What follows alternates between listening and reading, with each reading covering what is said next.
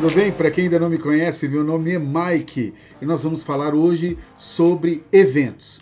Quais são todos os tipos de eventos? Aquele que de repente seja muito fácil de se fazer, mas com cuidado, e aquele que é muito mais abrangente. Existem vários tipos de eventos. Existe evento social, existe o evento corporativo e existe o evento show business. Vamos fazer então um apanhado de que tipos de eventos correspondem a essas três vertentes. O evento social você tem desde a festa de debutante, festa de aniversário em geral, festa de casamento, festa pode ser uma colação de grau, um baile de formaturas, tudo que seja um evento pessoal. O evento corporativo são eventos de lançamento de produtos, marcas, possa até ser lançamento de uma feira, uma grife, isso é mais voltado para a indústria. E também nós temos o evento show business, que é o evento que todos gostariam de fazer, que é justamente evento com show, artistas, toda a parte de montagem, isso já é um pouquinho mais complexo, mas que a gente também vai falar sobre o assunto. Hoje nós vamos falar sobre evento social. Vamos então falar sobre evento da debutante, festa de debutante. É um tipo de evento que é muito lindo de se fazer, muito gostoso, requer muita atenção, porque na verdade a gente está trabalhando com o sonho das pessoas. A gente está trabalhando com o sonho da menina, o sonho da mãe, o sonho do pai. E é muito, muito importante você se atentar aos pequenos detalhes. O importante é você fazer uma reunião com o pai, com a mãe e principalmente com a debutante. Saber deles, principalmente da menina, o que realmente ela gostaria que fosse o evento dela, o cerimonial dela. Isso também é uma outra parte, porque nós temos a parte da festa e a parte da cerimônia da debutante. Aí tem a escolha da melhor decoração, do melhor tema, escolhas dos espadachins, caso ela queira o cortejo com os príncipes, ver as meninas, as amigas dela, se ela quer que essas meninas também façam parte deste momento especial. Hoje em dia tá muito abrangente. As meninas, hoje elas estão querendo muito mais a participação do que somente essa parte da trajetória de todo o ritual que é a festa da debutante. Com relação a espaços, certifique-se principalmente a quantidade de pessoas que a debutante quer convidar. Se há a situação de repente você seccionar, se esse espaço é muito fechado ou com vários cômodos, tem algumas debutantes que não gostam disso, que não acham interessante, que ela quer que todos estejam juntos. Há alguns espaços que a parte de baixo ela é bem ampla e tem a parte do mezanino. Eu até indico que de repente você encontre alguns espaços com mezanino, principalmente para que você possa deixar as famílias. A mamãe e o papai tenham um local especial para eles. Mas as pessoas mais velhas, depois que tem todo o ritual da cerimônia da debutante, o que vai acontecer? É a hora que vai vir a balada. E aí, muitas vezes, o vovô e a vovó, eles não estão tão preparados para isso, né?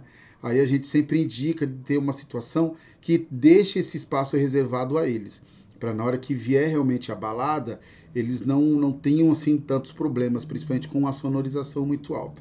Mas vamos então à parte do que compõe a festa do aniversário. Falamos então sobre o espaço, é muito importante ver isso. Verificar todos os serviços que tem nesse espaço, iluminação, efeitos especiais, fumaça, se o buffet é buffet próprio, se não é, se é terceirizado. É interessante você questionar principalmente essas coisas, esses itens, para a composição do contrato. Mais para frente, você não precisa, você não corre o risco, na verdade, de você ser surpreendida com algo que você achava que tinha contratado e não. Vamos lá, um caso que aconteceu com uma debutante. Eu estava como celebrante da festa dela e também nós estávamos fazendo a assessoria. Cabe ao assessor de eventos auxiliar ao contratante a essas pessoas que ele vai contratar como prestadores de serviço. De que forma? Validando cada prestador de serviço. Cabe a você, como assessor de eventos, auxiliar ao seu cliente a escolha de cada prestador de serviço. Por quê? Para você é muito mais simples, você já conhece, você efetivamente faz eventos com estes tantos prestadores de serviço. Já o cliente ou é a festa da filha dele, ou de repente a festa do filho, foi anteriormente o casamento, então isso é muito difícil para ele saber se o produto é bom ou não. Então, o que acontece? É interessante você, como produtor de eventos, validar cada serviço, cada prestador. Vale a pena você encontrar, conhecer os produtos, experimentar, desde que seja bebida ou seja alguma parte de alimentos, para quando você tiver a necessidade de escolha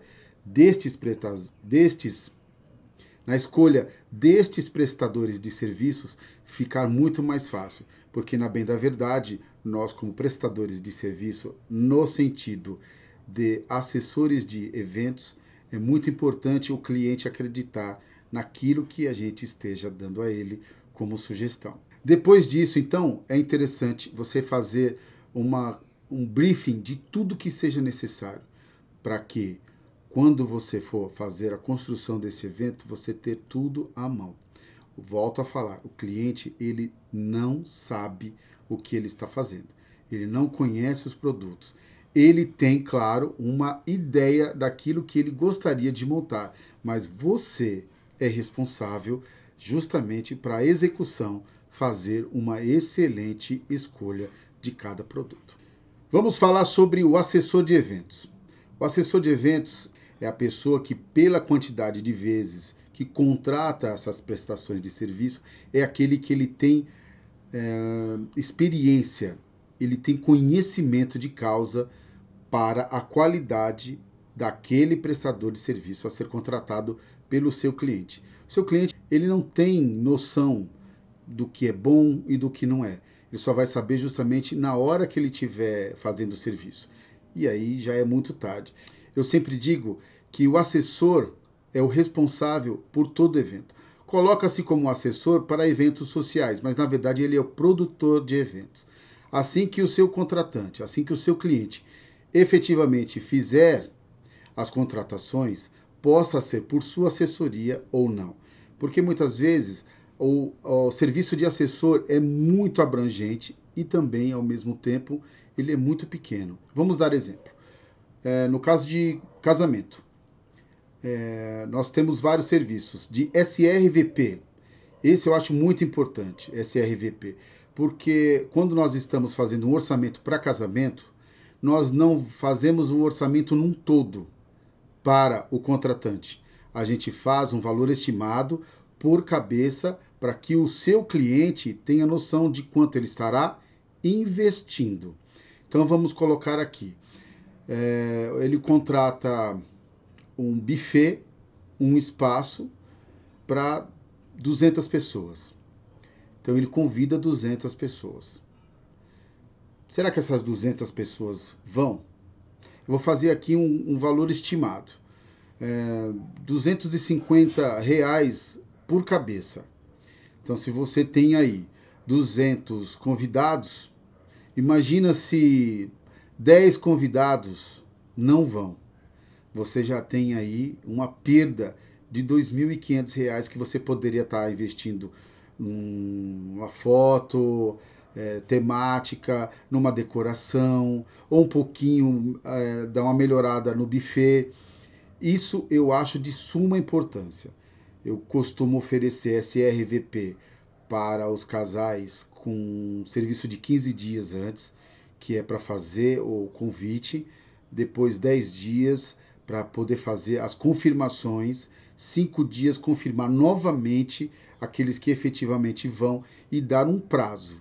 A partir deste prazo, após este prazo, não ser mais aceito nenhum tipo de convidado. Porque aí o cliente, o casal, ele possa escolher realmente outras pessoas. Então, ou confirmou naquele dia, ou não confirma mais. E aí tem que ter uma liberdade legal com o seu cliente, com o seu casal, para que assim, naquele dia, no dia do casamento deles, tudo aquilo que acontecerá será de suma importância a sua responsabilidade.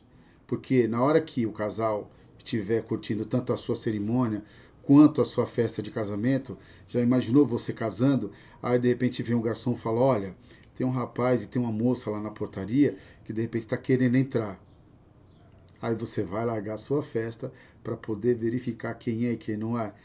Eu sou muito categórico quando eu faço serviço de assessoria, eu já converso com o casal. A partir do momento em que você nos contrata, a responsabilidade da execução do seu evento agora permanece a nossa responsabilidade. Se porventura alguma emergência realmente acontecer e que seja necessária a intervenção do casal, antes de chegar ao casal, vai passar pelo assessor. O assessor é muito importante. Vamos falar agora sobre decoração. Decoração é muito complexo, porque você tem o período do ano que corresponde às flores que tem naquele período. Eu falo isso até para que você possa se atentar, justamente sempre vou bater nessa tecla. O custo de serviço. Você consegue valores muito bons para cada momento do ano. Então, por exemplo, quando você for fazer com a noiva a escolha da decoração, verifique quais são as flores daquele período, entendeu? Para que você possa fazer uma melhor escolha, um melhor investimento do dinheiro para esse material que você for usar. É muito importante justamente ver com a noiva qual é o tipo de decoração que ela vai querer. Digo na questão de decorações temáticas. Há noivos que de repente querem algo medieval, algo gótico, querem uma coisa mais infantil, uma coisa mais clássica. E essas informações, principalmente na hora que você for fechar o orçamento, são muito importantes. Conjugado, claro, e isso cabe a você, como assessor, chegar e conversar com a sua noiva. Tem um negócio que eu acho muito importante para o nosso ramo de evento, que é assim, você não pode ter medo de conversar com o seu cliente. Aquilo que ele queira fazer, muitas vezes, não é algo que se possa ser realizado. É melhor você chegar e abrir logo o jogo, fazer com que ele acredite mais no seu potencial, no seu conhecimento, para que de repente lá na frente você, de uma forma, possa dizer que seja capaz e infelizmente, não por você, mas devido às circunstâncias e situações, você ficar numa saia justa e não conseguir fazer o evento adequado e no gosto do seu cliente. Não se esqueça disso. Falando mais então sobre a parte de decoração, nunca pense somente nas plantas, nos arranjos. Existe também os móveis a serem colocados juntos com esses arranjos. Uma coisa que eu sempre coloco em jogo é essa parte de decoração de mesa. Sempre questione, sempre comente com o seu contratante. Alguns arranjos são coisas muito simples, mas às vezes você coloca um arranjo de mesa que a pessoa acaba não tendo condições de conversar com quem está à sua frente. Sempre pense em alternativas que valham muito a pena justamente nessa parte. O arranjo pode ser um arranjo muito lindo, mas o ornamento dele acaba evitando com que as pessoas se conversem. E essa festa é uma festa justamente para que as pessoas possam conversar, possam se confraternizar no momento tão importante do casal. Um outro tipo de evento social. Vamos falar agora sobre baile de formatura e colação de grau. São dois eventos muito bonitos de se fazerem. Vamos começar então sobre a colação de grau. A colação de grau é feita por empresas que são profissionais nesse segmento. Mesmo assim, a sua empresa de eventos, ela tanto pode fazer tanto social, quanto corporativo, quanto show business. Mas o mercado ele é muito focado em empresas que somente façam esse tipo de evento. Não tem preocupações. Faça o evento que você quiser. Só tenha experiência nele. Por exemplo, uma colação de grau, você tem que se preocupar principalmente com o roteiro, com o que compõe o roteiro, que são os mestres, reitores, isso quando é universidade, direção, coordenação, oradores, homenageados, isso seja componentes da mesa, ou então também o próprio aluno formando seus pais. Esse é um evento com muitos detalhes. Realmente, o roteiro deste evento ele é muito categórico. Você tem sempre que se atentar a isso. E vale lembrar que cada instituição de ensino tem seu roteiro próprio, cada instituição de ensino tem uma forma diferente de fazer. Você tem sempre que se atentar a isso. Falemos agora sobre o que compõe, quais são os serviços que se há numa colação de grau. Não se esqueça: o espaço, decoração, sonorização, iluminação, becas, capelos. A parte de sonorização corresponde ao DJ ou ao coral. Quando não houver o coral, a sonorização tem que estar de acordo para o mestre de cerimônias, para a mesa solene, para que seja utilizado este equipamento. Fique muito atento com relação a equipamentos de som. Muitas vezes se contratam alguns prestadores de serviço nesta área e que fica muito subjetivo. É interessante que o prestador de serviço conheça o espaço, para que quando chegar na hora, ele não se pegue de surpresa e o equipamento e a quantidade de equipamentos que ele levar para aquele local não ser o necessário. Ficar bem aquém daquilo que seja realmente necessário para o espaço. Depois disso, você tem recepção, você tem fotografia, filmagem, segurança. Há também alguns eventos que se colocam em buffets, principalmente para a mesa solene, num espaço reservado, no camarim, onde você deixa lá o professor, o reitor ou o diretor, alguns componentes da mesa, para que antes do início do evento eles possam ter aquele momento especial ali entre eles, para que possa ser dado início à sessão solene de colação de grau, que é um momento muito especial. Na parte de arranjos, há algumas que durante a entrega dos canudos que o formando recebe, ele recebe junto uma rosa, para que essa rosa seja dada de presente ao momento de homenagem aos pais. Não esquecendo também das partes gráficas, que aí vem o convite e vem o canudo também, na hora que o formando ele é chamado para receber esse canudo. A parte de decoração, tem decoração de mesa, o arranjo com flores, tanto na mesa solene quanto nas demais mesas que as pessoas, os convidados ficarem. Não se esqueça, faça um checklist de todos esses itens a serem no dia utilizados, para que de repente você não seja pego de surpresa. Outra coisa muito importante, a parte de segurança. Você sabe a importância que tem a segurança do seu evento? Segurança não somente aqueles rapazes ou moças que ficam na entrada fazendo controle de fluxo. Se porventura acontecer alguma desavença com algum ente querido ou com um familiar, isso também é passível de acontecer. Mas não somente se preocupe com essa parte de segurança. Sempre atento à parte de segurança externa. Contrate também uma ambulância. Parece um gasto que não é tão necessário, mas a gente só vai dar valor quando necessário. E isso não é muito bom. Já houve alguns casos de que não contrataram justamente esse serviço e aí, infelizmente, teve um problema sério. Alguém teve a necessidade de usar e aí não teve a utilização do serviço porque não disponibilizavam.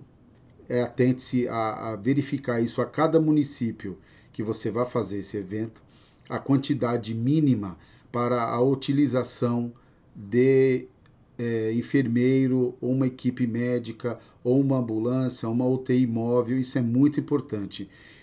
Eu sempre penso assim, independente da quantidade, eu prefiro não correr o risco e deixar esse tipo de serviço à vontade e disponível. Fica a dica. Não se esqueça de fazer a composição da trilha sonora do seu evento de colação de grau. Parece besteira, mas música é muito importante, principalmente para os momentos de impacto e momentos mais sensíveis, momentos onde a oratória tem que ser mais pessoal, algo mais emotivo. Parece bobagem, mas não é. A trilha sonora, desde o início até o final, é muito importante ser discutida com a comissão de formaturas, com também a entidade escolar, porque tem algumas entidades que são mantidas por católicos, por exemplo. Então tem algumas músicas que eles não aceitam. Parece besteira, mas isso é muito importante ser discutido, entendeu? Tanto quanto você usar um serviço mecânico com DJ, você tem que passar todas as músicas com eles para que seja feita a utilização dessas músicas em cada momento especial. Isso é muito importante para o evento, muito importante para que seja mais bonito, mais rico. Em cada colação de grau, seja de colégio, seja de faculdade, universidade, as becas elas têm algumas faixas, que cada faixa tem sua cor. Isso também é muito importante para na hora que você estiver fazendo a elaboração do teu evento, você ter material suficiente para que você possa levar com as cores adequadas a cada curso que esteja se formando nesse dia. Nunca se esqueça de ir lá no dia que você estiver fazendo a expedição de todo esse material no seu escritório, na sua produtora, para que junto ao checklist você possa ter deixado isso anotado, porque você vai chegar lá na hora e aí, se tiver faltando alguma faixa, fica uma situação muito delicada. Um toque que eu vou te dar aqui, é interessante você fazer uma caixa da produção, você colocar esse material todo que você vai utilizar, seja a borla, seja a parte dos canudos, sejam fichas de identificação, caneta, lápis, borracha, clips, papéis para anotações. Pode ser a coisa mais besta, mas tem uma coisa em eventos. Esteja sempre munido de tudo aquilo que você acha que não vai usar, mas chega no momento, você vai necessitar usar. Eventos corporativos. Eventos corporativos é muito amplo, é um mercado excelente de se trabalhar. Vamos falar sobre treinamentos, workshops, seminários, congressos, lançamento, palestra, convenções, são várias as vertentes. O que vamos, de repente, poder falar agora sobre treinamentos. Muitas vezes uma empresa, ela queira melhorar a sua vendagem, venda dos seus produtos. Ou melhor, primeiro, antes de efetuar a questão da venda, ela quer que o seu vendedor saiba mais sobre o produto que ela vai disponibilizar ao mercado. Então, muitas vezes, vamos supor que na área automobilística existe muitos treinamentos, antes mesmo até de nós recebermos as propagandas, a divulgação de algum veículo a ser lançado no mercado. Aí, como consiste o treinamento? Vamos então usar como experiência e como referência justamente o ramo automobilístico. É feito um carro, esse carro é feito um projeto, foi lançado, tudo bonitinho, de repente vai ser feito o lançamento no mercado. Mas para que os compradores tenham muito conteúdo de informação, o seu vendedor ele tem que estar preparado para efetuar esta venda. Aí o que as montadoras fazem? Elas vão, reúnem as empresas que fazem as vendas, né, as concessionárias, para que um dia, dois, às vezes uma semana, aí vem a parte que é gostosa do treinamento. Vamos lá, separa lá uma ilha, separa um resort e faz toda a preparação no local para que seja feito esse treinamento. Aí pode ser feito não somente com as informações do veículo, mas também uma interação entre o cliente e a marca. Isso é muito interessante. E aí se chama um palestrante, muitas vezes também isso na área de eventos é muito rico. O palestrante ele seja um conhecedor sobre aquele tipo de negócio, vem as vendas no ramo automobilístico e isso é interessante você também buscar essas informações, por mais até que o seu cliente não questione. Mas muitas vezes, quando as informações já chegam na agência, o cliente já está realmente ciente daquilo que ele vai querer passar para aqueles que vão realmente fazer a venda do seu produto. Ligado a isso, vem os workshops. O que acontece? Pega-se esse produto e vai fazer como se fosse uma demonstração. Muitas vezes é feito até a utilização do produto para que o vendedor possa, com mais conteúdo, poder informar, passar essas informações ao cliente final, que de repente possa ir lá na agência, na concessionária, para poder fazer o que todos conhecem, que é o test drive. Não é somente fazer o test drive, mas também é falar sobre o consumo, falar sobre a mecânica, falar sobre a tecnologia investida e utilizada naquele veículo, agregar informações que sejam pertinentes e necessárias, por exemplo, a um veículo que é muito mais destinado à família, a um veículo que é destinado a uma faixa etária um pouco mais nova, que vamos colocar aqui, possam ser carros hatch, a família, que possa ser os SUVs hoje, ou então mesmo aos carros sedãs. Então isso também é muito, muito interessante, mas, volto a dizer, é muito amplo. O congresso, ele já é mais feito exclusivamente para a empresa e pessoas ligadas diretamente a ela. É um evento onde possa ser de um dia, 2 até 3 dias. Dependendo da importância, muitas vezes utilizada para produtos, não lançamento, mas que seja discutido sobre a tecnologia investida naquele produto, o que de repente possa estar sendo utilizado para melhora. O congresso ele é muito mais informativo para o convidado. Isso também tem o convite, às vezes, de uma empresa farmacêutica sobre um doutor que esteja desenvolvendo algum projeto. Então, eles fazem um congresso onde reúnem várias entidades voltadas à área da saúde e também à área farmacêutica para que seja discutido justamente informações sobre ou uma doença ou sobre a eficácia daquele medicamento a ser utilizado. Temos também aí, no caso, algumas palestras que relativamente voltado justamente à parte do congresso. A palestra ela pode ser utilizada muitas vezes para conceitos de informação. Conceitos de informação, mas como assim?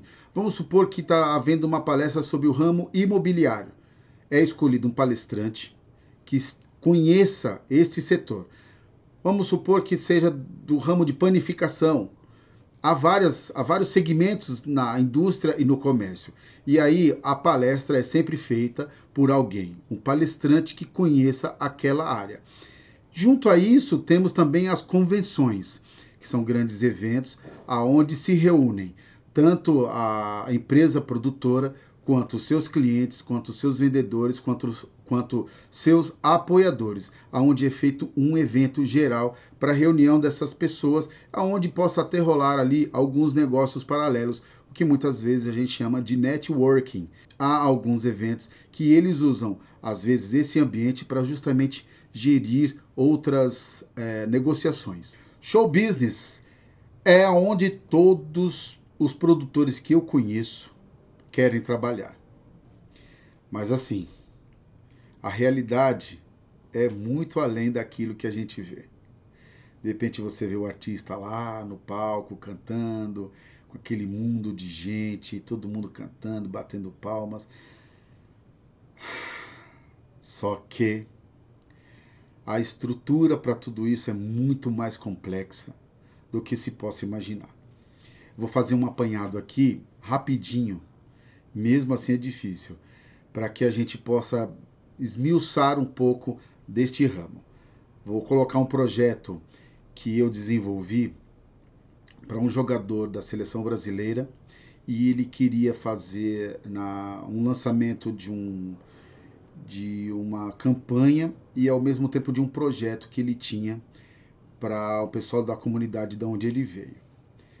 Aí me pediram que eu fizesse esse projeto, mas era com transmissão para todo o mundo. Nós receberíamos a imprensa de todo o mundo aqui no Brasil e seria feito um jogo de futebol que iria fazer a seleção brasileira e a seleção do mundo. Era para ser um evento muito divulgado, porque a imprensa mundial estaria voltada para este evento. Realmente era um evento, eu digo era porque acabei só fazendo o projeto, porque no final não sei quais foram os problemas que o jogador teve, que infelizmente não pôde ser executado. Mas o sentido agora da conversa é com relação ao projeto em si, como ele foi elaborado. Ao início, eu questionei ao representante do jogador qual seria o intuito, qual seria a motivação para que de repente a gente pudesse começar a fazer a projeção disso.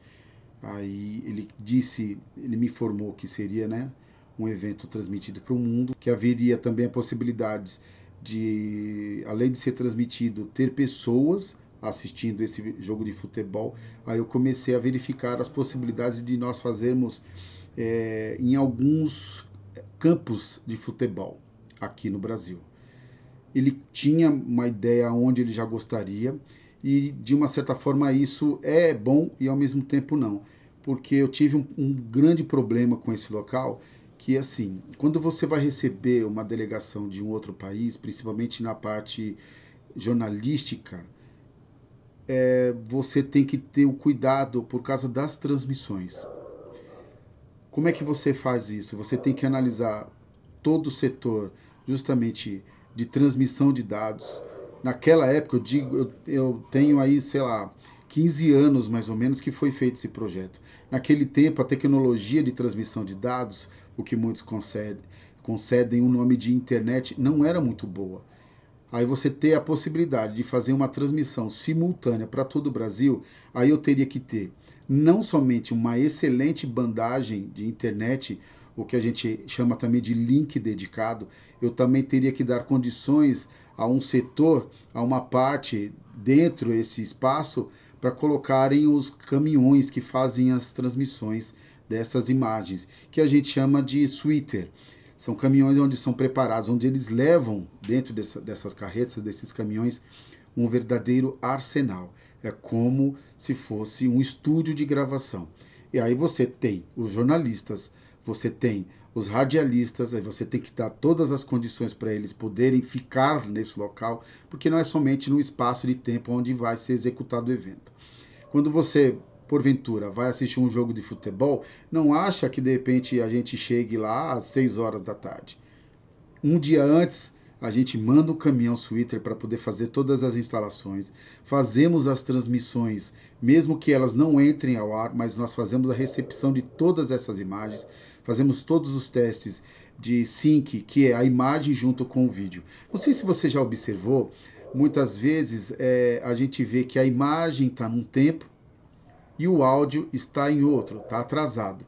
Isso a gente chama popularmente de sync, é a falta de sincronização entre os dois canais. Para que isso não venha acontecer, fazemos então antecipadamente todos os testes. Feito isso, chega no outro dia os repórteres às 5, 6 da manhã. A gente tem que dar condições a esse pessoal, a parte de alimentação, a parte de descanso, e isso não é tão fácil. Isso para você ver que de repente não é só a parte da imagem que corresponde a esse evento. Isso porque eu não vou nem entrar no mérito da questão de segurança, de alimentação, na parte de buffet, toda a estrutura que se tenha que dar para esses profissionais poderem fazer a sua parte, o seu trabalho. Voltando ao projeto, fui verificar qual era o tamanho deste campo de futebol, era um estádio. E, infelizmente, o estádio, ele tecnicamente ele não tinha condições, mas isso não compete ao contratante verificar. Isso são informações que você tem que levantar. Aí fizemos todo um levantamento, desde a parte elétrica, desde a parte eletrônica. Fizemos também uma análise estrutural se seria possível aquele local receber toda essa quantidade de gente. Aí ainda viemos a entrar em contato com toda a parte de controladoria desse esquema, das condições físicas do espaço. Aqui em São Paulo, a gente tem o Contru, que é a empresa, que é a entidade que é responsável por toda essa parte de edificação. se tem a situação de repente ter a capacidade ou não, porque já tivemos alguns casos aí de que a estrutura muitas vezes cedeu por causa do excesso de pessoas. Parece besteira, mas não é. Levantei com o IBGE a quantidade de pessoas que residiam naquele local, as pessoas devido à sua faixa etária que viviam lá ou então que saíram dessa cidade para poderem ir para outros estados, as pessoas por faixa etária que ainda residiam lá, a capacidade que a cidade tinha para receber pessoas de outros municípios, outros estados e outros países. E isso também é algo que tem que ser levantado. Fora isso, não se esqueça que as pessoas transitam pela cidade. Tivemos que entrar em contato também com a engenharia de tráfego para justamente saber como nós receberíamos toda essa quantidade de pessoas e não termos nenhum constrangimento com os moradores do local, porque a gente também tem que respeitá-los. Justamente fizemos toda essa parte de elaboração de projeto, fizemos o levantamento da segurança, de tudo. É sempre válido fazer um checklist de tudo isso, principalmente com relação à estrutura. Se for em outro município, levantar a parte das pessoas que residem lá, justamente para que não haja nenhum conflito com a comunidade. Voltando para a parte do show. É lindo ver o cara lá sambando, dançando, ver aquela produção toda, mas o backstage disso tudo é uma loucura, porque a gente tem que fazer muitas pesquisas, analisar muito bem a estrutura a ser utilizada para o evento. Se você pensa que é só chegar lá e já está tudo pronto, não é muito bem assim. Existe uma responsabilidade muito grande com relação a show. Você tem que analisar o espaço, o piso, quantidade de pessoas, acessos de emergência, verificar se o piso suporta a estrutura metálica a ser construída, não é montada, a ser construída naquele local onde você vai fazer o show.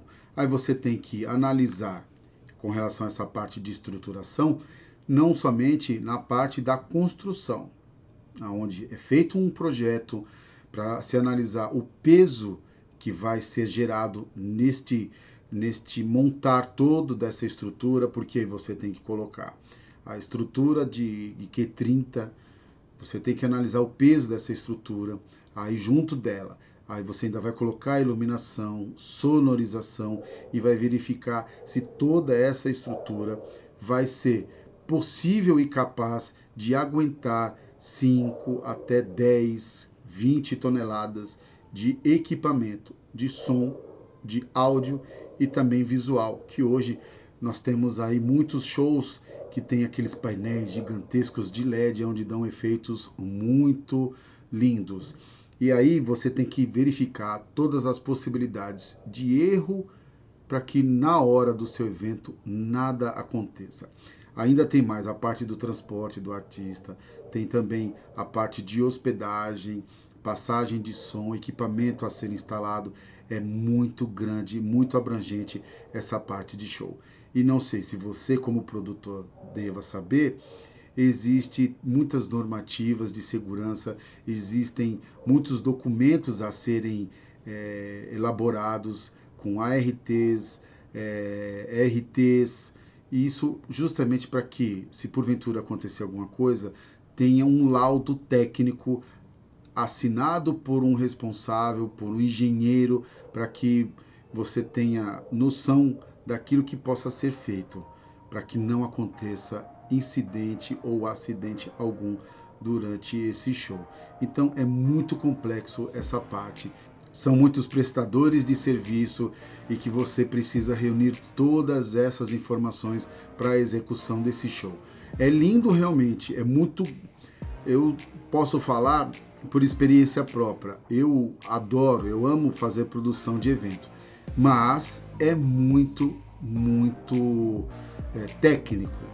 Você precisa ter um conhecimento muito abrangente para que você possa fazer desde um pequeno evento a um evento gigantesco, nacional ou internacional.